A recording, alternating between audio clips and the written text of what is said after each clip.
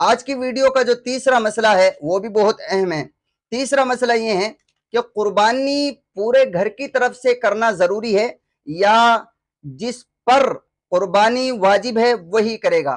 تو دیکھیے، قربانی پورے گھر کی طرف سے کرنا ضروری نہیں ہے، بلکہ گھر کا اماؤنٹ، یعنی جو گھر کا سربراہ ہے اور گھر کا جو پیسہ جس کے پاس ہے، جو اس کا مالک ہے، اس کو کرنا ضروری ہے۔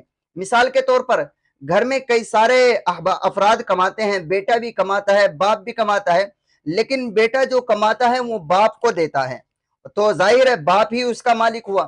تو اگر باپ ہی قربانی کر دے تو سب کی طرف سے ہو جاتی ہے۔